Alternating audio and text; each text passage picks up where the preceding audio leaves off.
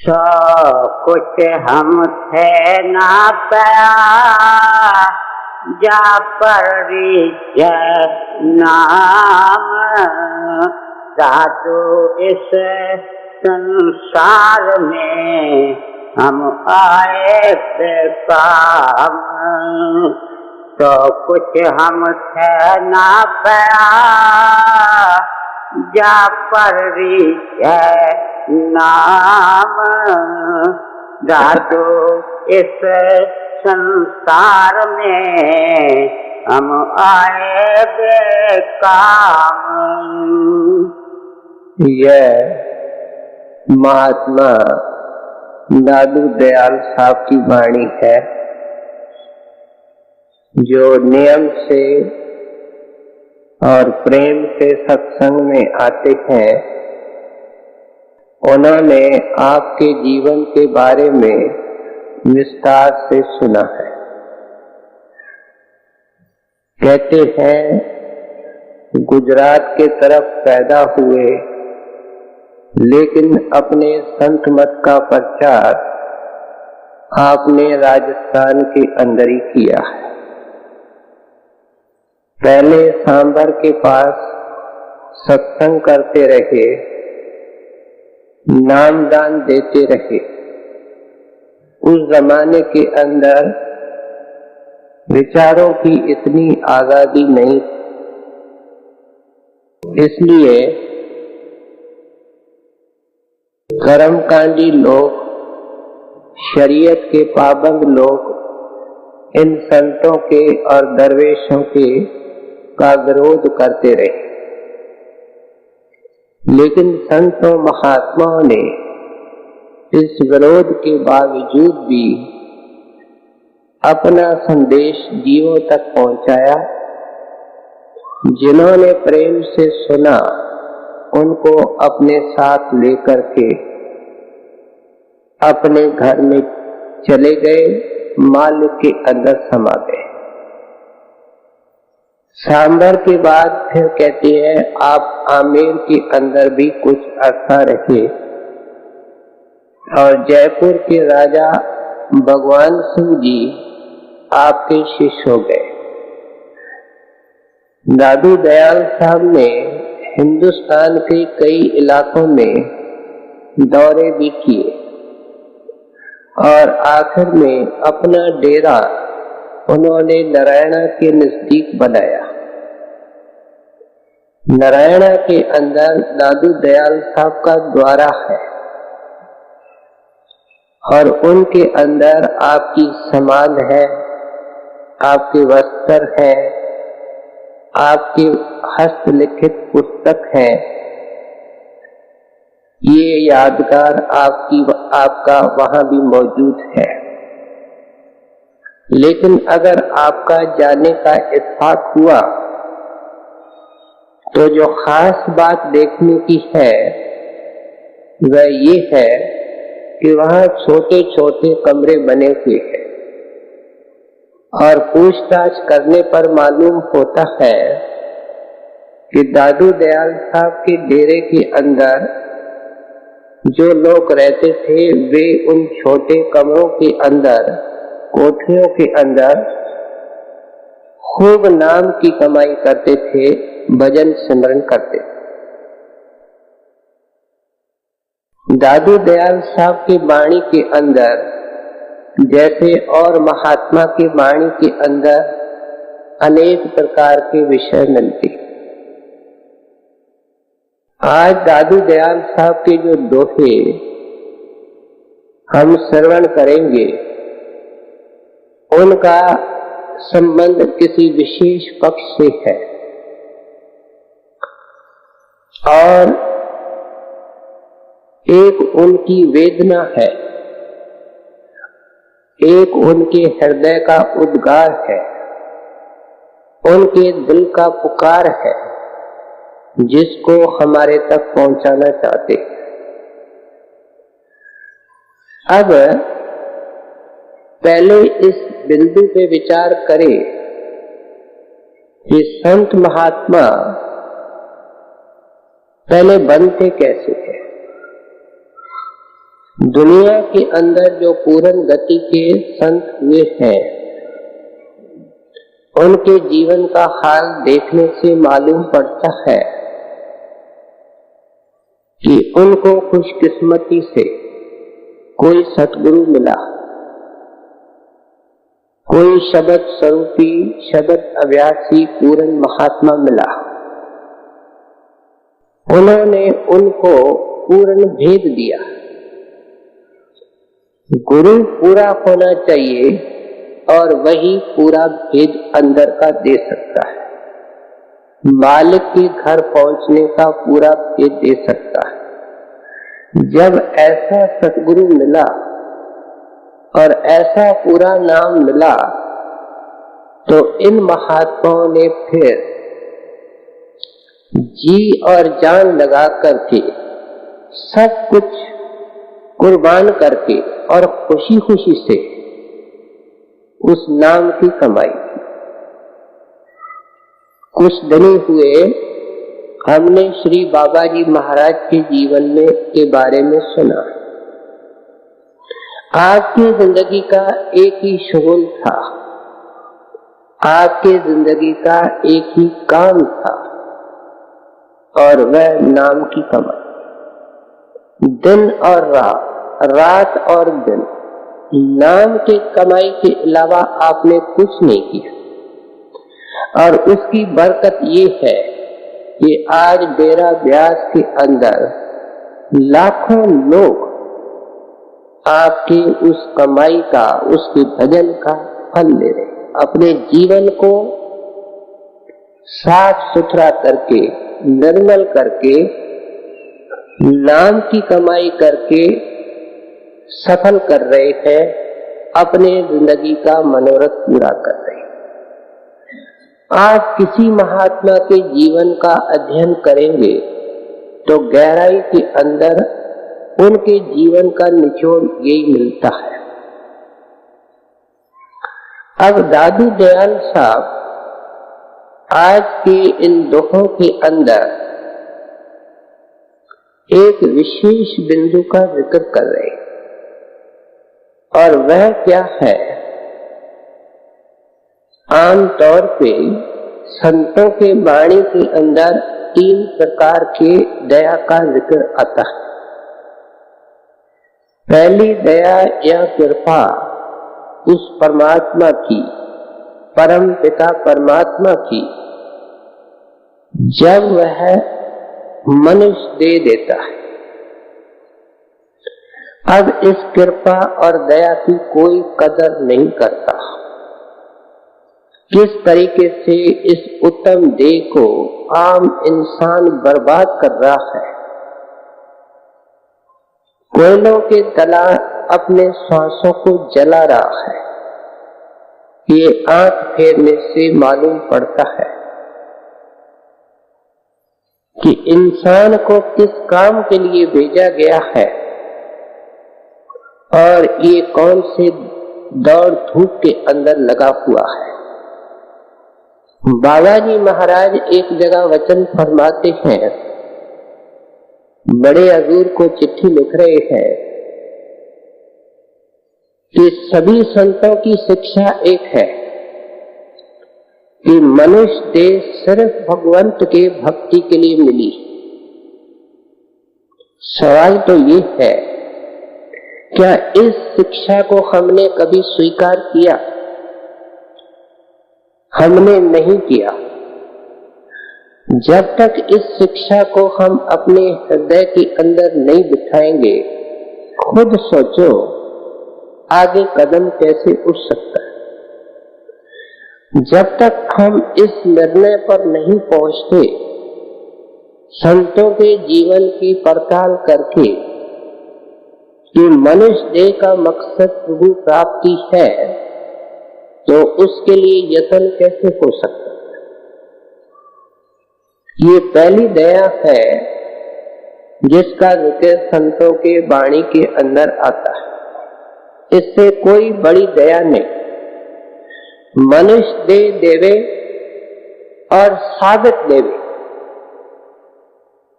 क्योंकि अगर इस शरीर का कोई विशेष अंग नहीं मिला, आंखें नहीं मिली, तो क्या होगा? इसके जिंदगी का मनोरथ शायद पूरा नहीं हो सकेगा। क्यों? कि ये संतों का दर्शन कर नहीं सकता। दर्शन नहीं कर सकता इसलिए ध्यान नहीं कर सकता। और आम तौर पे ऐसे संस्कारी जीव जिनकी आंखें नहीं होती, वे संतों के सत्संग में पहुंच जाते हैं कभी कभी, और वे सत्संग सुनते हैं। सुन सुन करके उनके वचनों पर प्रतीत भी आती है, लेकिन संत उसको अंदर का भेद नहीं देते, शब्द का भेद नहीं देते।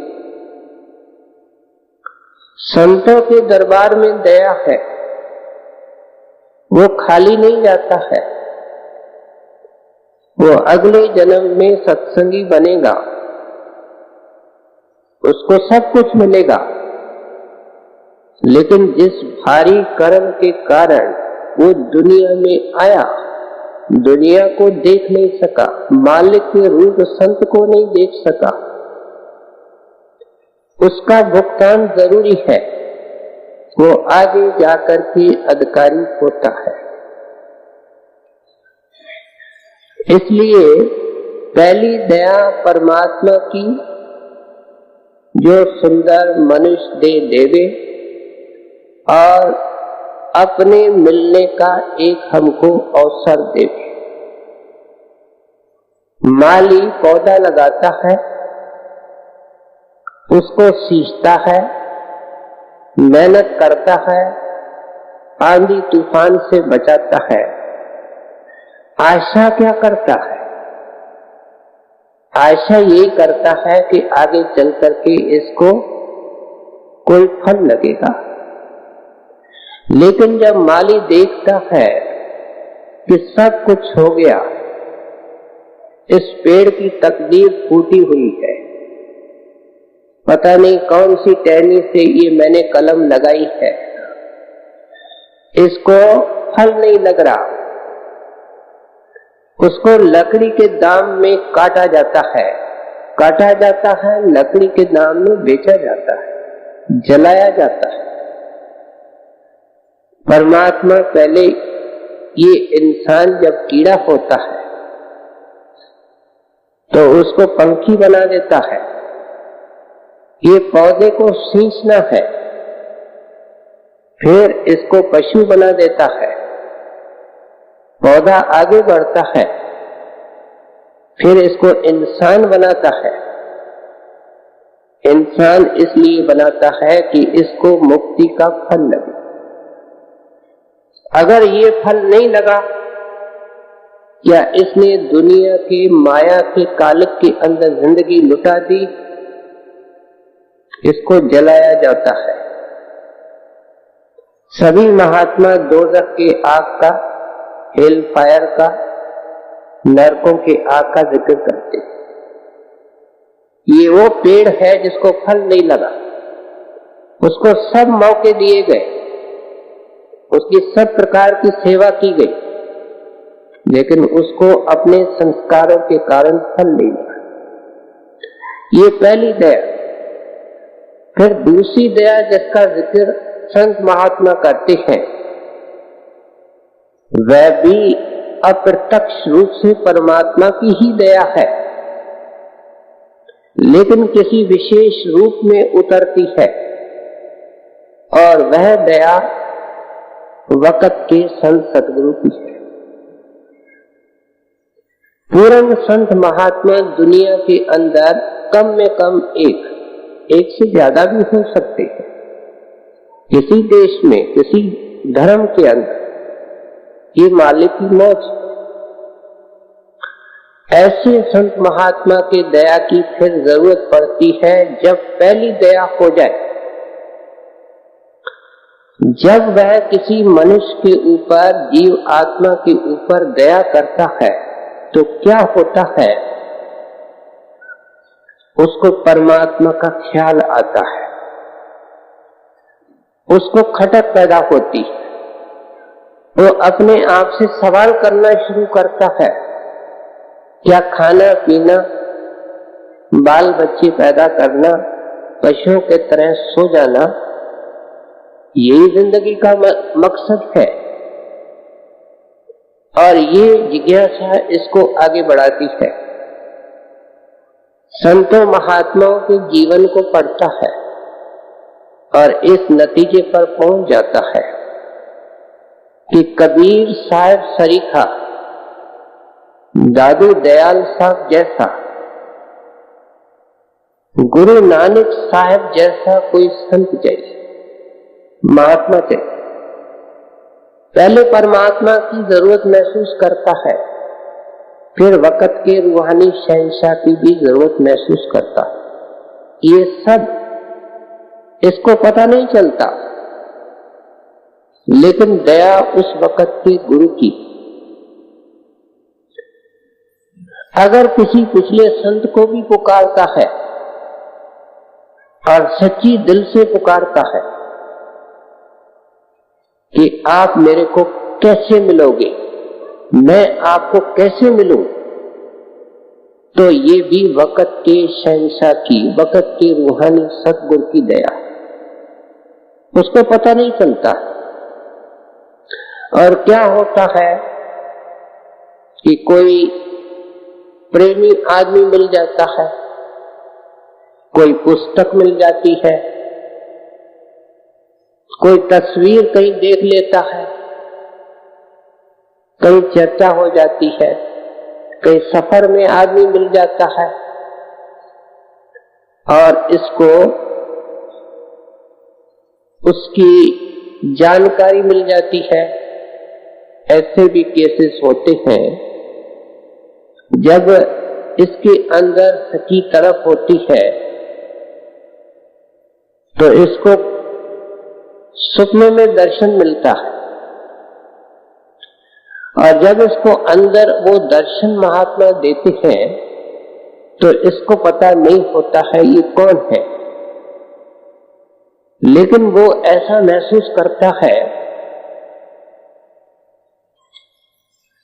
कि इसकी अजीब रोशनी है, इसके दर्शन में अजीब खुशी है। 40 साल पहले का एक छोटा वाकया मैं सुना दूं। एक प्रेमी जिसको मैं बहुत अच्छी तरह जानता हूं और अभी चोला छोड़ गया, उसको परमात्मा के मिलने की बड़ी कसक थी। हिंदुस्तान के जितने साधु महात्मा होते हैं या उस वक्त के थे, उन्होंने एड्रेस, पते, आश्रम वगैरह के सब अपने डायरी में लिख लिए, जाऊंगा, सबको मिलूं। एक दिन सोया पड़ा है तो उसको अंदर में बहुत एक नूरानी शक्ल नजर आती, अति सुंदर। ये जो रूहानी चमक होती है वो संसारी चमक से न्यारी होती, उसको बड़ी शांति मिलती, लेकिन उसको पता नहीं ये कौन है। उसके विभाग के अंदर एक आदमी सफेद दाढ़ी वाला काम करता था, वो बड़ा नेक पुरुष था, धार्मिक विचारों का था। उसके मन में ख्याल आया कि मैंने इस आदमी को पहचाना नहीं, ये रसाई वाला, कमाई वाला है, इसी का ये स्वरूप मेरे अंदर आया है। उस दिन के बाद उस आदमी की मेरे को खुद सुनाता था कि मैं उसकी बड़ी कदर करने लगा। फिर इत्तेफाक हुआ और महात्माओं के दर्शन को निकल पड़े। लंबा इतिहास है। वो डेरा ब्यास पहुंचे और जब बड़े महाराज साहब के उन्होंने दर्शन किए तब उसने अपनी गलती महसूस की कि मेरे को दर्शन इनके हुए थे और मैंने गलती से समझा था कि वह आदमी जो मेरे विभाग के अंदर काम करता है वे मेरे अंदर उस नूरानी रूप में आए। गुरु का या संत सतगुरु का हाथ 7 आसमानों पे खंडों ब्रह्मांडों पर काम करता है। उसके लिए फासला कोई मायना नहीं रखता।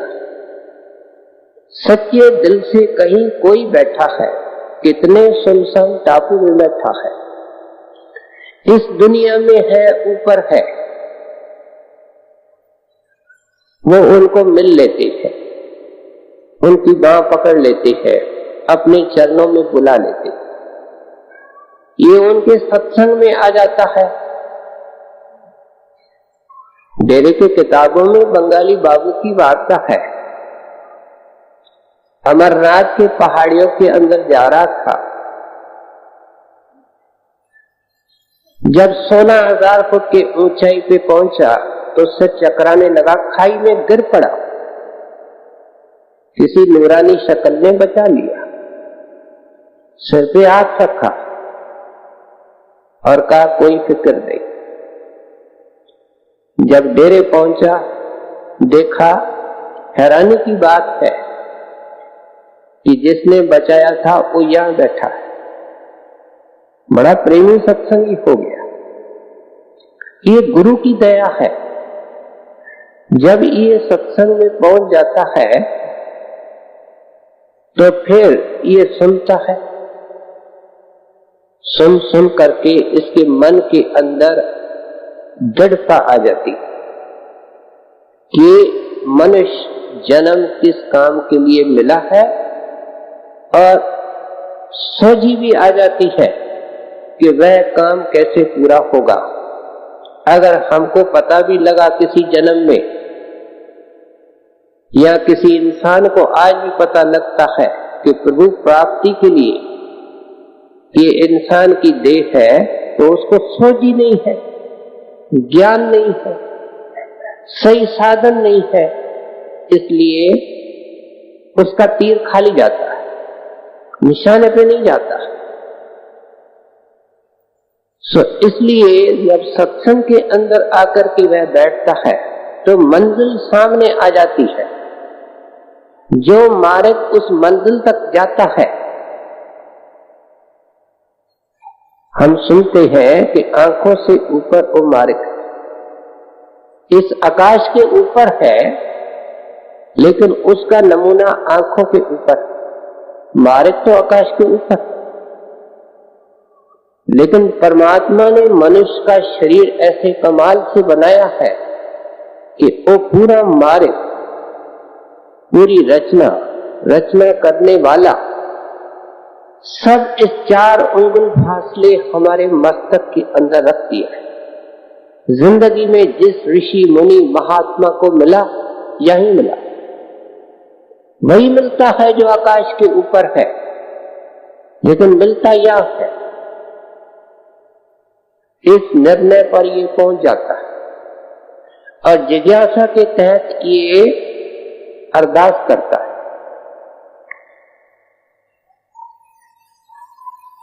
कि ऐ दीनानाथ, मैं जन्मों जन्मों का थका हुआ हूं, मैं जन्मों जन्मों का प्यासा हूं, मैं जन्मों जन्मों का अकेला हूं। मैंने जिसको अपना मित्र समझा,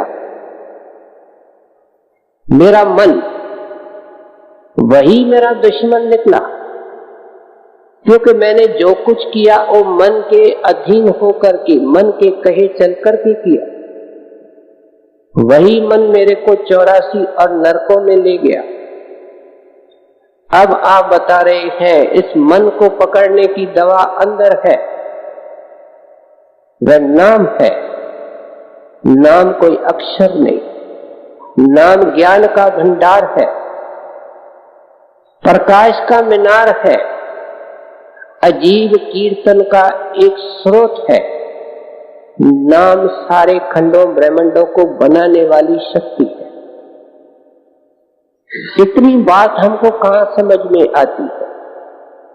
उसका नमूना ही नहीं संसार। दुनिया की धार्मिक किताबों में लफ्ज है, अक्षर है, नाम कहां है? नाम नहीं है। मेरे को उस नाम का दान दीजिए। गुरु दया करके उस अंदर के नाम का ही दान देता है। बाहर से वो सिमरन देता है, लेकिन उस वक्त अंदर के नाम का भी दान देता है। श्री बाबा जी महाराज उनको शब्द धुन का दान कहते हैं। कहते हैं इसको शब्द धुन का दान मिलता है, और उस शब्द धुन के दान को देखने और प्रकट करने की विधि मिलती है कि इस तरीके से इसको प्रकट कर। याद रखो कि ये जो दूसरी दया है वक़्त के रूहानी शहंशाह की, संत सतगुरु की, जब वे दया के वेग में आकर के हमको अंदर का भेद देते हैं, माफ करना, उन्होंने सब कुछ दे दिया। सत्संगी बार बार गुरु को तंग करता है कि मेरे को कुछ दीजिए, मेरे को कुछ दीजिए, जबकि उनको कुछ नहीं देना है।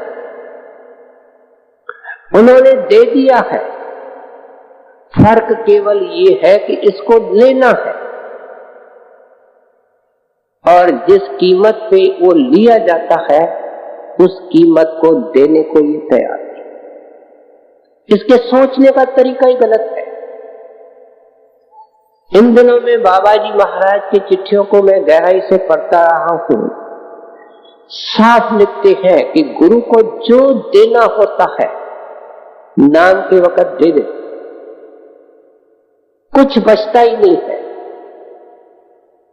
अब इसलिए संत महात्मा अपने वाणी के अंदर तीसरे प्रकार की दया का जिक्र करते हैं, और वह सत्संगी की, जिज्ञासु की, दीक्षित आत्मा की अपनी दया,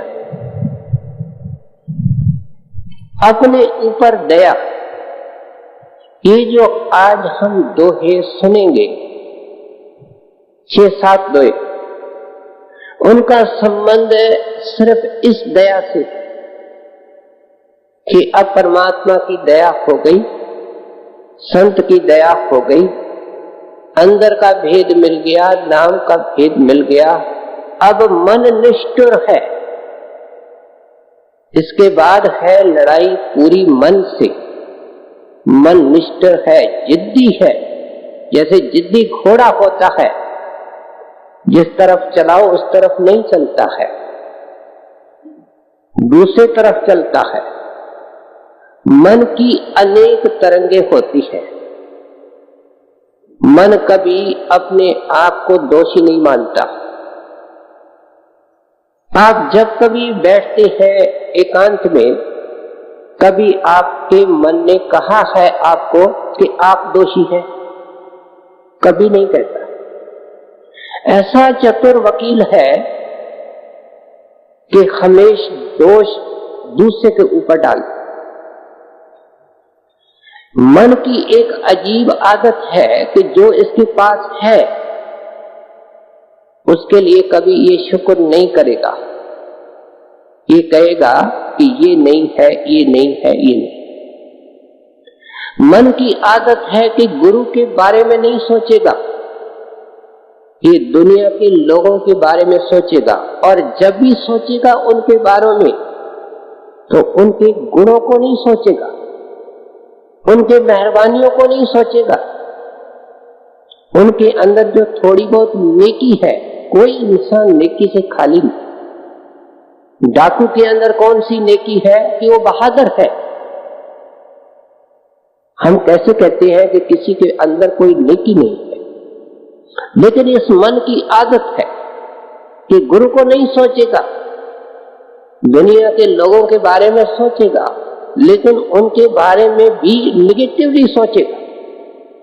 क्यों? ये निगेटिव धातु से बना हुआ है।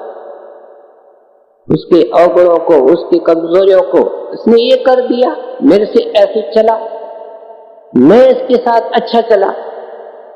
अपनी बुराई को नहीं देखेगा, दूसरे की बुराई देखेगा। कितना भी फिर इसको मिल जावे, कभी ये शुक्र नहीं करेगा। ये भूखे का भूखा है, हमेशा मांगता रहता है अंदर से, ये हो, ये हो, ये हो।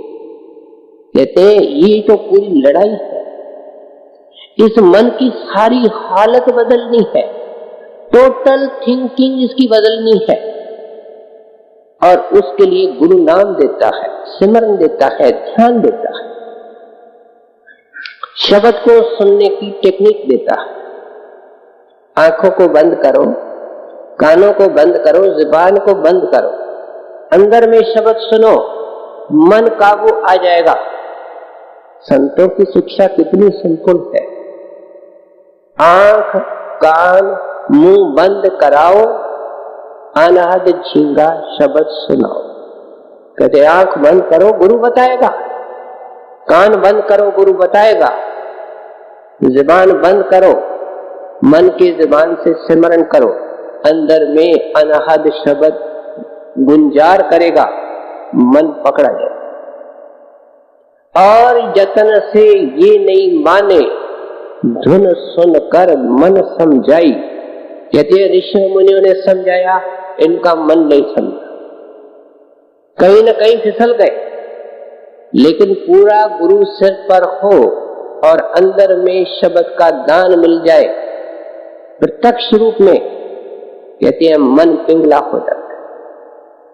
कहता है मैं भूला रहा, मैं सोचता क्या था, मैंने नाम को क्या समझा था, मैंने नाम को अक्षर समझा था, जुबान से कहता था कि गुरु परमात्मा है, लेकिन मैंने अंदर अब देखा है कि नाम अक्षर नहीं है, गुरु इंसान नहीं है। जब तक ये देखेगा नहीं, तब तक इसको विश्वास नहीं आएगा। संत यही चाहते हैं। स्वामी जी महाराज लिखते हैं, जब लग्न देखो अपनी नैनी, तब लग्न पति जो गुर की बैनी। इतने संत उधार हैं।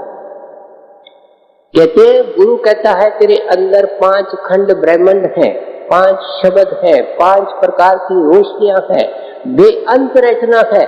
स्वामी जी महाराज कहते हैं गुरु के इस वचन पर विश्वास तब रखो जब पहले अपने आंख से अंदर देखो, और विश्वास वही टिकाऊ।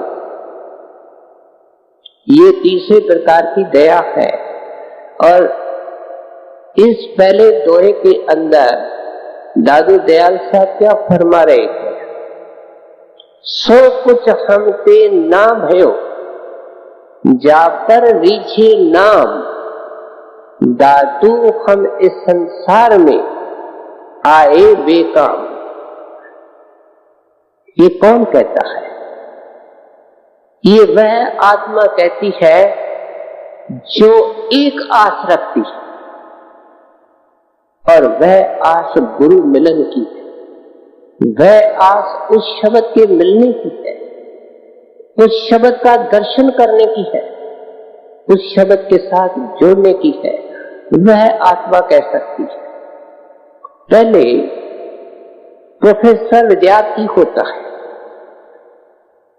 और जब वो विद्यार्थी के रूप में पढ़ता है स्कूल कॉलेज में, तो उसको पता है कि मेहनतें कितनी करनी पड़ती है, तकलीफें कितनी है, किस तरीके से रातों को जागना पड़ता है, नींद किस तरीके से तंग करती है, और किस तरीके से नींद को खोना पड़ता है, सब जानता है।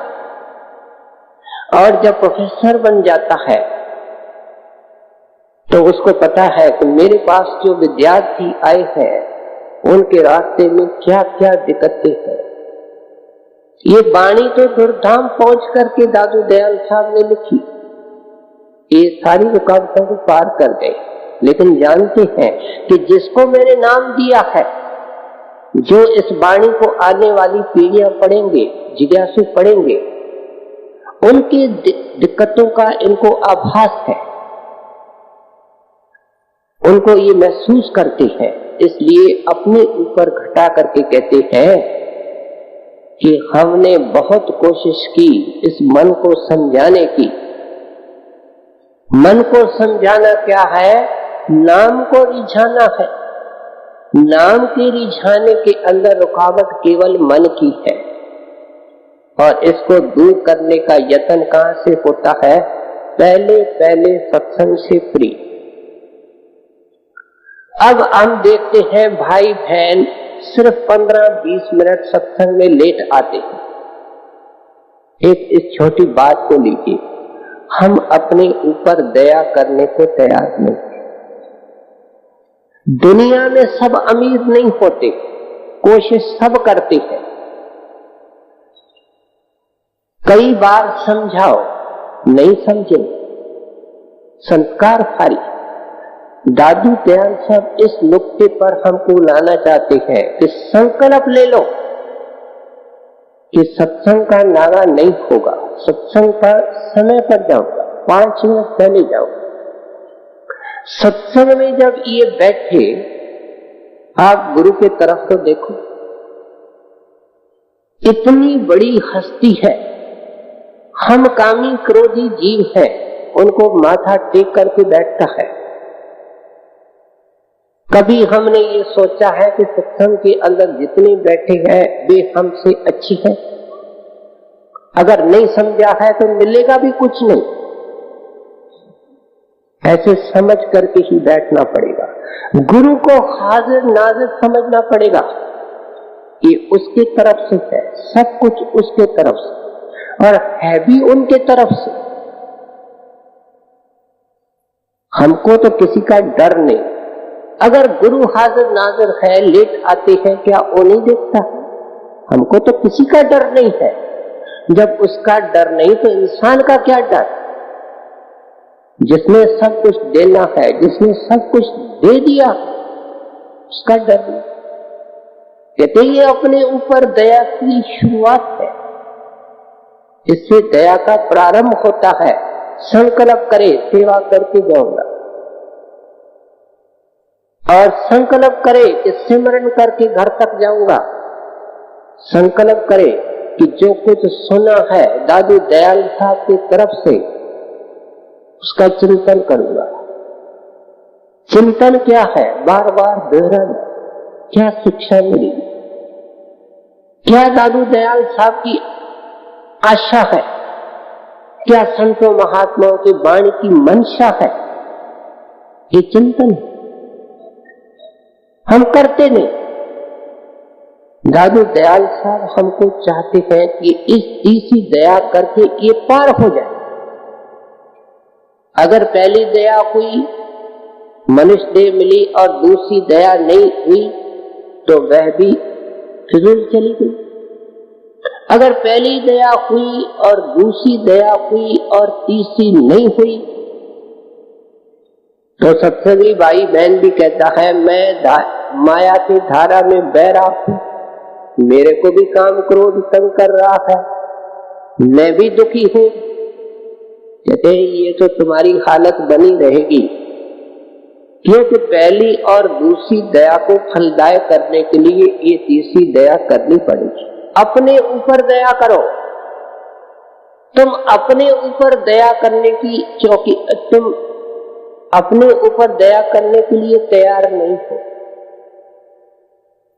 हम भजन सिमरन में बैठते हैं, कहते हैं सत्संग में इतना सुना है। जब बैठते हैं तो आंखों के बीच में ख्याल को रखना है। सिमरन के जरिए हम क्या करते हैं? वह हमारा घर है।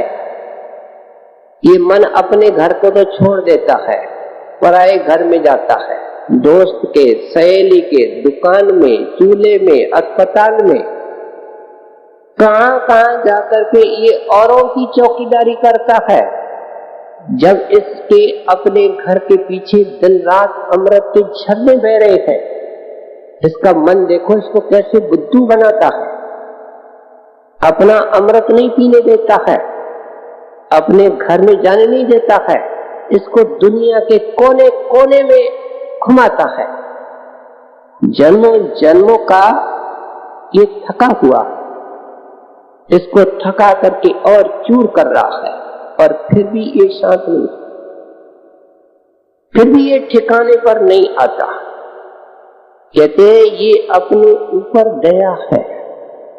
इस दया को खोल करके समझाते हैं कि जब ये जीव अपने ऊपर दया करना शुरू करेगा, मन के साथ लड़ाई छिड़ गई। लेकिन सवाल तो ये है कि हमने अपने सारे जिंदगी की भागदौड़ गुरु को नहीं, मन को दे रखी। हालत सत्संगी की ये है। फर्क केवल ये है कि मन से भागदौड़ छुड़ा करके गुरु के हाथ में देनी है। ये एक सेंटेंस है, लेकिन बहुत बड़ी लंबी एक स्ट्रगल की प्रोसेस है। ये कोई साधारण काम नहीं।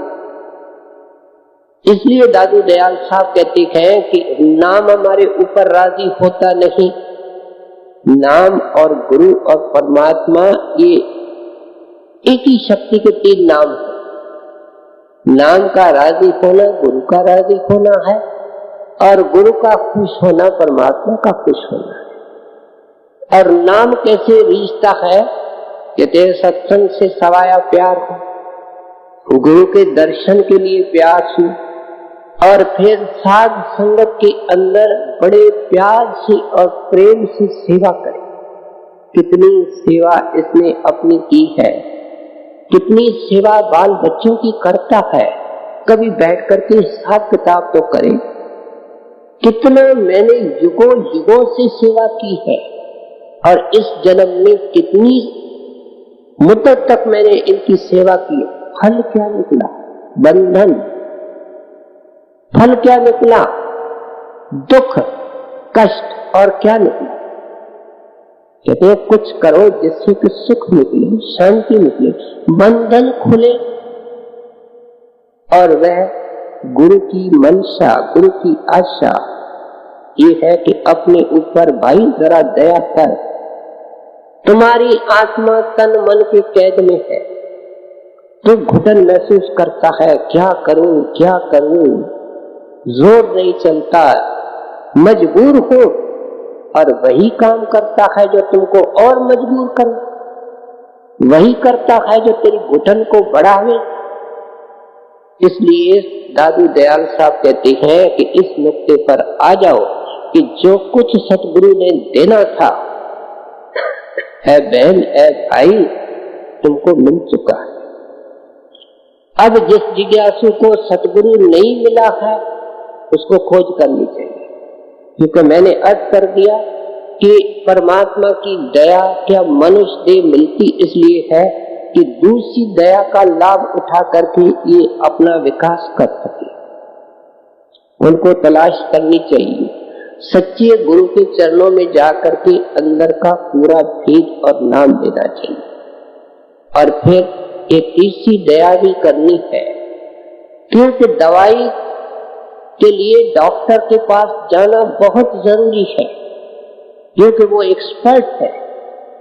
हमारे बीमारी और नाड़ी को देख करके वो दवा देगा, लेकिन दवा खाना भी तो जरूरी है। इससे कौन इनकार कर सकता है? ये इस उलझन में है। बहन ने कहा नाम ले लो, माँ ने कहा नाम ले लो, पिता ने कहा अच्छी चीज है नाम ले लो। ठीक है, लेकिन दवाई खाओ, अपने ऊपर दया करो। यही दादू दयाल साहब आज के दोहों में सुना रहे हैं, समझा रहे हैं, अपने ऊपर घटा करके हमको समझा रहे हैं। आप तो इस अवस्था से निकल चुके हैं, लेकिन सत्संगी को इस अवस्था से निकलना है। इसलिए हमारे दिल का हाल जान करके समझा रहे हैं कि ये रुकावटें नाम की कमाई के अंदर दरपेश आती है। बेटा गुरु का बल लेकर के और अपनी मेहनत से कितनी मेहनत माता एक बच्चे पर करती है। जब गोद में बच्चा आता है, केवल पैरों पर खड़े करने तक जो 2 साल होते हैं, क्या माता मेहनत करती है? कभी कोई बैठ करके लिखे देखे तो सही, उसका सिर चकराएगा। हमने नाम के लिए कौन सी मेहनत की है? हमने उस खंडों ब्रह्मांडों के शहंशाह को पाने के लिए क्या कुर्बानी की है, कितना समय दिया है? यही दादू दयाल साहब हमसे पूछना चाहते। कहते हैं अपने ऊपर दया करो। दादू दयाल साहब को आगे सुने। सब कुछ हमसे ना पाया, जा पर नाम दादू इस संसार में हम आए बेकाम। क्या मूले हंस बोलिए दादू जी रोए, जन्म अमोलक अपना चले अकारथ खोए। जब दुनिया के अंदर कोई हार्दिक इच्छा होती है, जिसको हम अभिलाषा कहते हैं, तमन्ना कहते हैं, किसी चीज की हो और वो पूरी नहीं होती, तो क्या होता है? मन रोता है। एक माता है, उसको एक ही बच्चा है, इकलौता बच्चा है, पति गुजर चुका है, उसका कोई बहन भाई नहीं, वह लड़का उसके जीवन का सहारा है, आशाओं का मरकज है। मालिक की ऐसी मौज होती है कि उसको बुला लेता है। उस माता की जिंदगी देखो, रोती है, दिन को रोती है, रात को रोती है, हर वक्त रोती है, लुकमा उठाती है रोटी का, खाना भूल जाती है, आंसू बहने लगती है। क्या है? कहते हैं एक तमन्ना है, वो तमन्ना पूरी नहीं। के अंदर विरह के दोहे मिलते हैं, फरियाद और पुकार के शब्द मिलते हैं, पढ़ने से बाल खड़े हो जाते हैं। हंस हंस कंठ न पाया, जिन पाया तिन रोए। गुरु साहब की वाणी है, ग्रंथ साहब की वाणी। हंस हंस कंठ न पाया, जिन पाया तिन रोए। हासे खेदे पिया मिले, ते कौन दुहागन होए। कहते हैं ये जितने लोग दुनिया में बैठे हैं, ये दुहागन है, पति परमात्मा इनके साथ नहीं। इन्होंने मन को पति बनाया हुआ है। असली पति को छोड़ के दूसरे को पति बनाना, ये दुहागन का काम है। कहते हैं ये इतना आसान काम नहीं है कि दुनिया की रंग रलियों को मानते हुए, ऐशो अशरत करते हुए, विषय विकार भोगते हुए उस कंठ का मिलाप हो जावे, क्या उस सुहाग का सिंदूर भी लग जावे? नहीं होगा। जिन पाया तिन रोए। कहते हैं जिनको ये सिंदूर लगा है, उनकी कहानियां सुनो, उनकी वाणियां पढ़ो, तो समझ आएगी कि उनको ये सुहाग का सिंदूर किस कीमत में मिला है। आंसुओं की नदियां बहाई है उन्होंने। सुखिया सब संसार है, खावे और सोवे। कहते हैं देख लो सारे दुनिया के जीवों की, सत्संगियों की ये हालत है। सत्संग सुनता है, सब कुछ करता है, दर्शन करता है, सो जाता है। गुरु के पीछे तो दौड़ता है और रात को सो जाता है। ये क्या है? प्यार नहीं है, ये प्रीत नहीं है, ये हिर्सी है, ऊपर ऊपर का शौकीन है। जैसे दुनिया के शक्लों के पीछे दौड़ता है, उसे बेहतर है गुरु के पीछे दौड़े, लेकिन समझा नहीं कि गुरु चाहता क्या है, संतमत क्या है, गुरु का नाम क्या है, गुरु की आशा क्या है, समझा ही नहीं। कहते हैं सुखिया सब संसार है, खावे और सोवे, और कबीर की हालत क्या है? दुखिया दास कबीर है, जागे और रोवे। जिसका पति उसके पास नहीं, पति के बगैर जीना मुश्किल नहीं, हो कैसे सो सकती है? जागे और रोवे, क्योंकि पति का दर्शन होता नहीं, पति मिलता नहीं। रोनों के अलावा इन फकीरों की, दरवेशों की और साधु महात्माओं की जायदाद ही कुछ नहीं। ये रोते हैं, फिर रोते हैं, और उसके बाद फिर रोते हैं, इनके पास और कुछ नहीं। मौलाना रूम साहब के लिए कहते हैं कि जब आप इस जिज्ञासा की अवस्था में दादू दयाल साहब की तरह निकल रहे थे, तो उस वक्त रात भर रोते थे, और जब कोई आदमी उनको मिलने जाता सर्दी के मौसम में, तो वो आंसू, इतनी ठंड पड़ती थी कड़ाके की कि बर्फ का रूप ले लेती थी। सारी दाढ़ी बर्फ, जिसको हम स्नो कहते हैं, उसके साथ भरी होती, टुकड़े टुकड़े टुकड़े, पानी जम जाता था, और वो पानी उनके आंसुओं का था। हसन बसरी एक बार खुदा की याद में इतने रोए कि जैसे कोई गिलास से या लोटे से पानी बहाता है। बालकनी से पानी गिरने लगा, नीचे वाला पूछने लगा, ये कौन सा पानी गिर रहा है? वो कहता है, एक गुनहगार के आंसू है, नापाक है, जाकर के स्नान करो। फकीरों ने, महात्माओं ने, साधुओं ने किस तरीके से पाया है। दादू दयाल साहब कहते हैं, मनोरथ पूरा नहीं हो रहा, भजन सिमरन नहीं हो रहा। भजन सिमरन कैसे हो?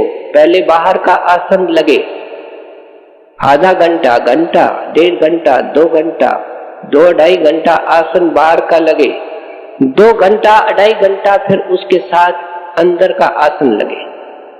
दोनों आसन जरूरी है। कैसे जरूरी है? छोटी मिसाल दीजिए।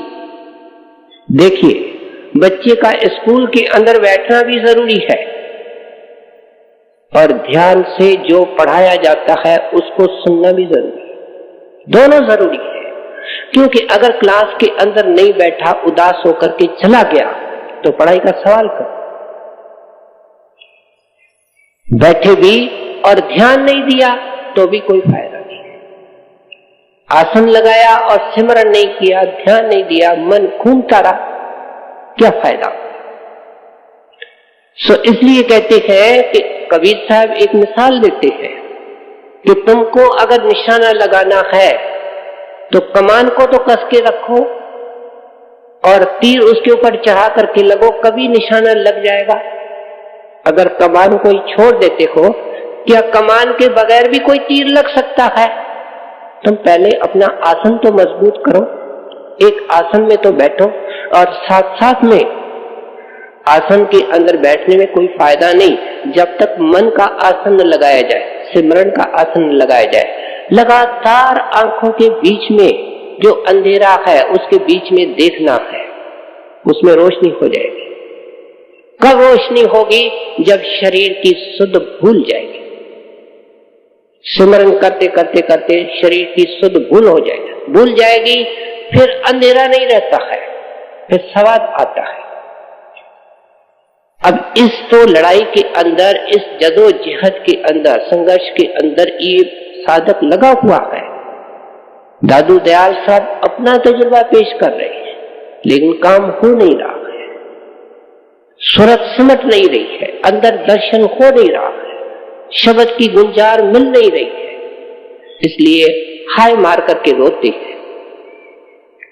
बाइबल के अंदर जब क्राइस्ट ने लिखा ब्लेसेड आर दे दैट मोर्न, कहते हैं दुनिया की चीजों के लिए और दुनिया की आशाएं पूरी नहीं होती है, उनके लिए रोने वाले अनेक बेअंत, लेकिन परमात्मा के लिए, गुरु के लिए, नाम के लिए रोने वाले कितने गिने चुने लोग हैं, और वे ही खुशकिस्मत हैं। वे आंखें पवित्र हैं, वे आंखें भाग्यशाली है, जिनके अंदर से परमात्मा के वियोग में, गुरु के वियोग में, नाम के वियोग के कारण आंसू बहते हैं और लगातार बहते हैं। सो इसलिए दादू दयाल साहब कहते हैं कि हमारी जायदाद में क्या आया है? हमारी जायदाद में रोना आया है, हमारी जायदाद में ठंडी आहें आई है, हमारी जायदाद के अंदर केवल चिंता और फिक्र आया है इस एक बात का कि अंदर में दर्शन कब होगा, नाम कब मिलेगा, कब मनोरथ पूरा होगा। किस चीज का जिक्र हो रहा है? जिक्र इस चीज का हो रहा है कि ये पहली और दूसरी दया कैसे फलदायक हो। जब ये अपने ऊपर दया करे, तीसरी दया अपने ऊपर दया। क्या मूल अंश बोलिए दादू जी रोए, जन्म अमोलक अपना चले अकारथ खोए, जा कारण जग जी जब सौ पद हिरत ना है, साधु गुरु की भक्ति बिन ऋग जीवन कल माहे, दादू मन मेर तक बया इंद्री अपने हाथ, तभी कदे न कीजिए कनक कामनी साथ। हर तरीके से समझाने की कोशिश करते हैं। कहते हैं ऐ प्यारे सत्संगी, तू सिमरन करेगा, तेरे अंदर शौक होगा। अब शौकीन सत्संगी की बात हो रही है, प्यारे और प्रेमी की बात हो रही है कि प्यारा मैं मानता हूं, तू सिमरन करेगा, करते करते तुम्हारा जुबान से सिमरन निकल जाएगा, मन में सिमरन आ जाएगा।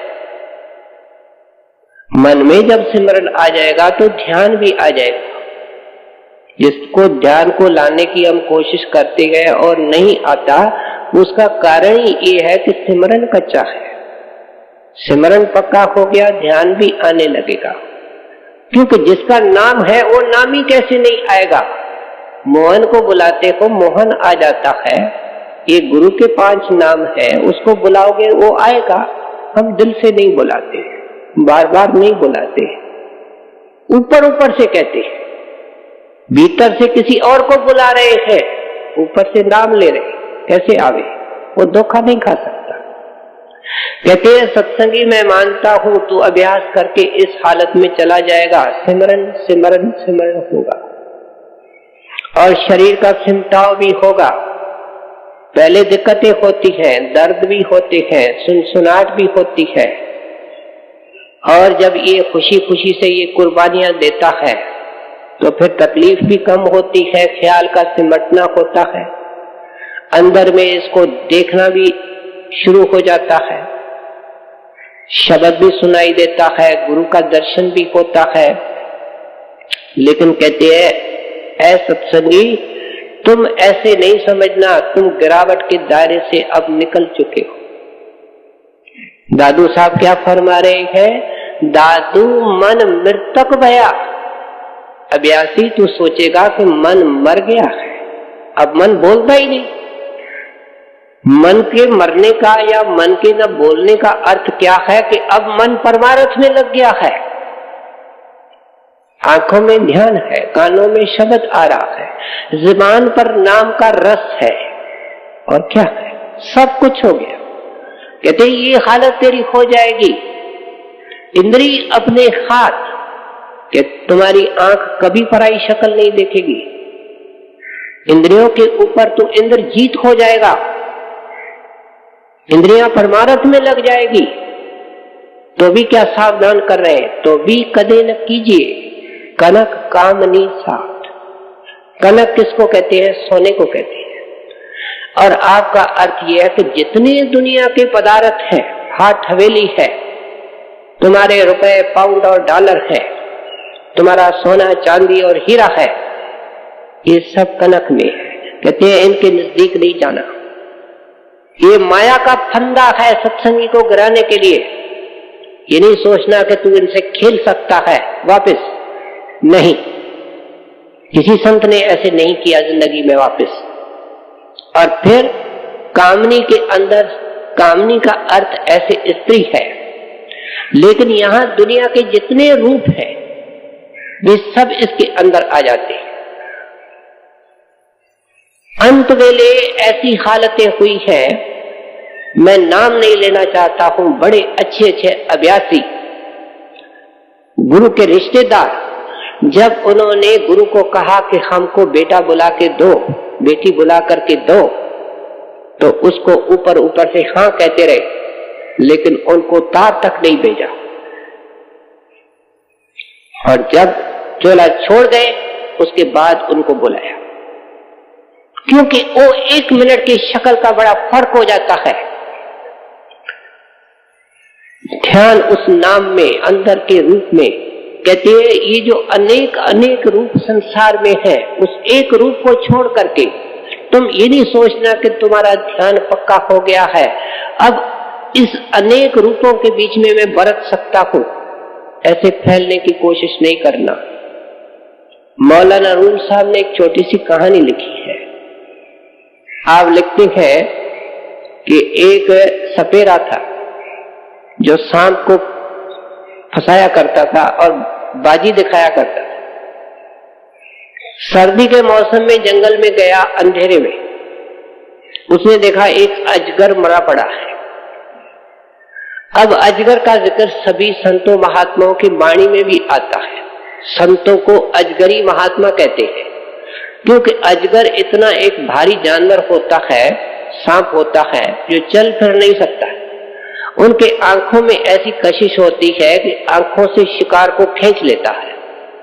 उसका मुंह इतना चौड़ा होता है कि पूरा इंसान उसमें चला जाए, पूरा जानवर उसके अंदर पेट में चला जाए, फिर उसको घुमा करके वो खा लेता है। अजगरी महात्मा इसलिए क्योंकि अपने नजर से, अपने दया दृष्टि से अपने चरणों में बुलाते हैं, जैसे अजगर अपने शिकार को बुलाता है। देखता एक अजगर मरा पड़ा है, मन में सोचा कि अगर ये पकड़ के शहर में ले जाऊं तो रुपयों की वर्षा हो जाएगी, कुछ ही दिनों में अमीर हो जाऊंगा। करो हिम्मत, कुछ साथी वाथी लेता है, रस्से वसे लेता है, आता है जंगल में। उस अजगर बड़ा भारी है, उसको बांध लेता है, घसीट करके उसको शहर में ले आते हैं, चौराहे में रखता है। हजारों में लोग आ जाते हैं। मौलाना रूम साहब ने ये दृष्टांत लिखा है और कहते हैं, भाई वाह इसकी हिम्मत, आज हमको अजगर दिखा दिया, अजगर को पकड़ के आया। और क्या हुआ, सुबह हुई, सूरज निकला और उसकी तपश और गर्मी उस अजगर के ऊपर पड़ी। वो अजगर मर नहीं गया था, सर्दी के कारण ठिठुर गया था, जम गया था, फ्रोजन था। आई गर्मी जब उसके ऊपर पड़ी तो उसने अपना मुंह खोला, जैसे सांप अपनी फन उठाता है, और पहला पहला आदमी जो निकल गया वो कौन था, वो बाजीगर, वो सपेरा। कहते हैं ये जो तेरा मन कहता है कि अब मैं मर चुका हूं, ये मरा नहीं है, ये ठिठुर गया है। जब भी विषय विकारों की फिर गर्मी इसको लगेगी, इसके अंदर जान आएगी, ऐ साधक तेरे 20 साल की कमाई खा जाएगा। कभी ऐसा काम नहीं करना। ये संत महात्मा बाखबर होते हैं, क्योंकि सारे ये रास्ते को तय कर चुके हैं, सारी घाटियों के रुकावटों को जानते हैं। इसलिए हमको सावधान कर रहे हैं कि ऐ अभ्यासी तेरी ऊंची हालत हो जावे तो भी एक खतरनाक काम कभी करने की कोशिश नहीं करना। साधो मन मेरे तक गया, इंद्रिय अपने हाथ, तभी कदे न कीजिए कनक कामनी साथ। सहकामी सेवा करे, मांगे मुक्त गवार। साधु ऐसे बहुत हैं, हल्के पूजन हार। कहते हैं तू रिद्धि सिद्धि का साहिब हो जाएगा, केवल इच्छा करने से ही चीज मिल जाएगी, लेकिन गुरु के दरबार में कुछ नहीं मांगना। अभी तो हमारे अंदर कोई शक्ति नहीं है, हम दिन रात झोली फैला रहे हैं और हमारी एक डिमांड लिस्ट बनी हुई है कि गुरु जी कृपा करो, आप कृपा सिंध है, हमारे ये 2-4 काम करना आपके लिए क्या मुश्किल है। या हम सही हैं या दादू दयाल साहब सही है। कहते हैं सहकामी सेवा करे, मांगे मुग्ध गंवार। जो मांगता है उसको मुग्ध कहते हैं, उसको गंवार कहते हैं। और जो नाम की कमाई करता जाता है और अपने आप को बड़भागी समझता है कि महाराज आपकी कृपा है कि मेरे को एक औजार बना दिया है आपने। जैसे पेंटर अपने ब्रश को एक औजार ही तो बनाता है, ब्रश करता क्या है। आपने मेरे को एक साधन बना दिया है, करने वाले आप, कराने वाले आप, और मेरे को आपके अलावा कुछ नहीं चाहिए। आप किसी भी संत महात्मा की वाणी पढ़ के देखो, वे कहते हैं महाराज हमको स्वर्ग नहीं चाहिए, बैंक कुछ नहीं चाहिए, हमको कोई चीज नहीं चाहिए, एक आप चाहिए, आपके चरण चाहिए। बड़े हजूर महाराज तो यहाँ तक बाबा जी को लिखते हैं मेरे को सचखंड भी नहीं चाहिए। बताइए क्या रहा, मेरे को आप चाहिए। क्योंकि सचखंड क्या होता है, सचखंड हमारे अंदर है, लेकिन गुरु न मिले तो इंसान खत्म हो जाता है, लकड़ियों में चला जाता है। सचखंड कहाँ जाता है। मेरे को सचखंड भी नहीं चाहिए, मेरे को आप चाहिए। कहते इस नुक्ते पर आओ। ऐसा वफादार नौकर जो होता है, जो मालिक से कुछ नहीं मांगता है। आखिरी जो कड़ी आ रही है उसमें दादू दयाल साहब समझा रहे हैं, उसके सारे काम मालिक करता है। ऐसे उदाहरण मिलते हैं कि उनके लड़कियों की, लड़कों की शादी मालिक करवा देता है, अच्छे में अच्छे वस्त्र उन नौकरों को पहनने को देते हैं। और बाहर से कोई आदमी आकर के पूछता है ये कौन है, तो ये नहीं कहते ये नौकर है, कहते हमारे घर का आदमी है। कौन है जो सहकामी है, नहकामी है, कुछ नहीं मांगा है, जो सोने को मिला, जो पहनने को मिला, जो खाने को मिला, मुस्कुराता रहा। खुशी किस बात में कि मालिक क्या चाहता है, मेरा साहिब क्या चाहता है, उसका हुक्म बजाने में खुशी। कहते हैं करके तो देखो। जब दुनिया का एक साहिब ये मालिक होकर के, राजी होकर के नौकर के ऊपर इतनी निवाजिश कर देता है, इतनी दया कर देता है, क्या उसके दया के भंडार कितने ऊंचे हैं, वो कितना रहमान है। तेरे को रहमत लेने भी आती है, तू तो छोटी छोटी चीजों को मांग करके उस रहमत को खत्म करने लगा है। क्यों नहीं उस चीज के लिए मांग करता है जो सदा के लिए तेरे को जन्म मरण से ही मुक्त कर देवे। इसलिए दादू दयाल साहब कहते हैं कि सतगुरु के आगे सिर्फ प्रार्थना नाम के लिए करनी चाहिए। सत्संगी के अंदर से एक ही ख्याल निकले, महाराज मेरा सत्संग न जावे, मेरे दर्शन का प्यार बढ़ता रहे। और ये सत्संग और दर्शन इसलिए है कि नाम की कमाई हो, हम असली रुकते पर आते नहीं है। और मेरी बढ़ती हुई नाम की कमाई हो, नित नया शौक हो। बाधाएं आए लेकिन आप मेरे को बाधाओं से ऊपर उठाते जाए, उड़ाते जाए, मेरी नाम की कमाई बने। मेरे को एकांत दीजिए, मेरे को माया नहीं चाहिए, मेरे को पैसा नहीं चाहिए, मेरे को संतान का मोह नहीं चाहिए, मेरे को कुछ नहीं चाहिए, मेरे को आप चाहिए। कहते ऐसा निष्कामी होकर के सच्चे दिल से जो पुकारता है उसकी हालत क्या होती है, उसको क्या मिलता है, दादू दयाल साहब आखिर में उसका भोग पा रहे हैं।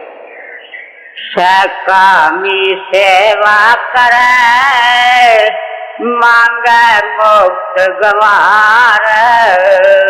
दादू ऐसे बहुत हैं हल्के पूजन हार, तन मन से लागा रहे राता सिरजन हार। साधु कुछ मांगा नहीं, से बिरला संसार। दादू दयाल साहब मानते हैं कि ये हालत किसी विरले की होती है, लेकिन जिसकी हो जाती है किस्मत वाले की, वह मालिक में होता है, मालिक उसमें होता है। लगता ऐसा है कि ये इंसान है, लेकिन वह सत्संगी भी वह इंसान नहीं रहता है। कहते हैं वो सृजनहार में समा जाता है, ऐसा उसके साथ अंदर में संबंध जुड़ जाता है कि बाहर से अलग लगता है कि खाता है, पीता है, चलता है, काम करता है।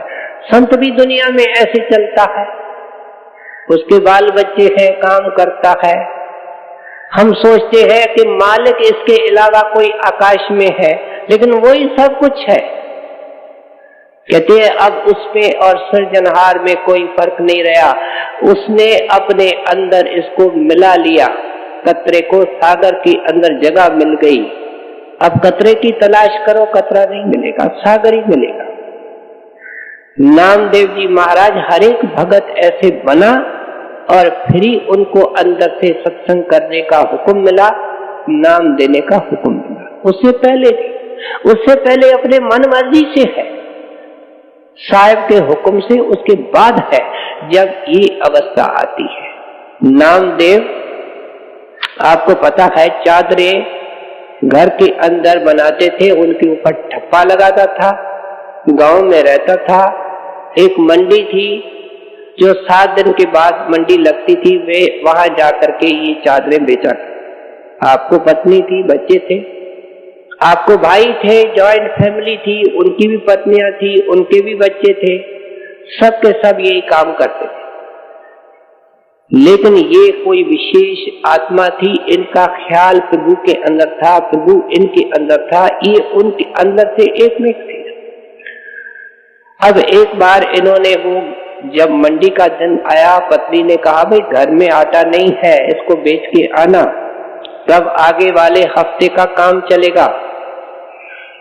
ये जाता है मंडी से दूर, गठरी रख लेता है, कोने में जाकर के भजन बैठ जाता है, ध्यान अंदर लगे।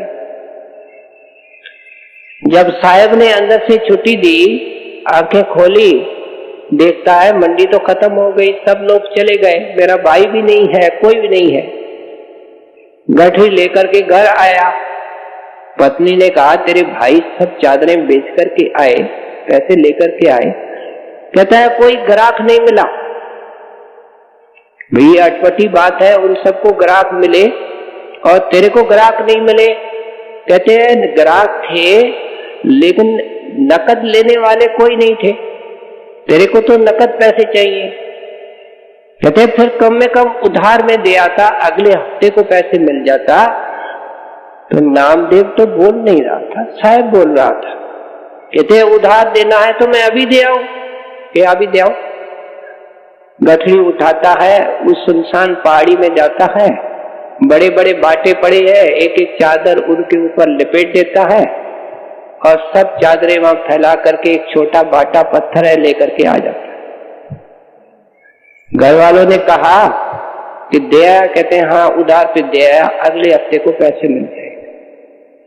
लोगों को पता चला, गांव वालों को, वो आकर के घर वालों को कहते हैं ये आपको बहकाता है, वो पत्थरों के ऊपर चादरें डाल के आया, सब लोग ले गए, पैसा वैसा कुछ नहीं मिलने वाला। नामदेव से पूछती है, कहते तुम चिंता क्यों करते हो, जिसके सामने मैंने इनको दिया है उधार वो जामिन है, तुम चिंता न करो। जब 7 दिन पूरे हुए, कहते हैं पैसे नहीं आए, कहते जामिन को पकड़ो।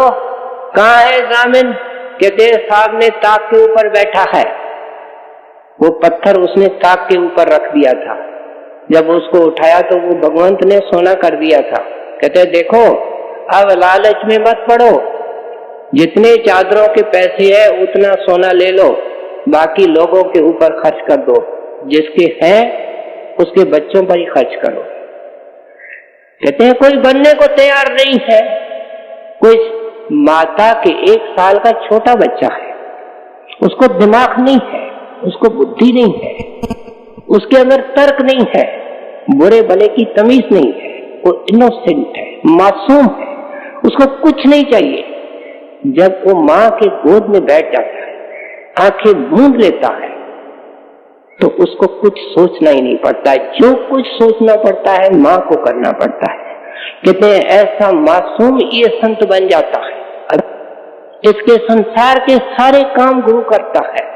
भले किसी के हाथ से नजर आए कि ये कर रहा है, वो कर रहा है या खुद कर रहा है, करने वाला करतारी उसका होता है।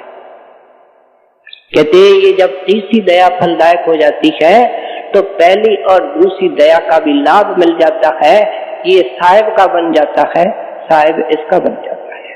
तन मन से लगा रहे राता सिर चनखार, दादो कुछ मांगा नहीं ते बिरला संसार।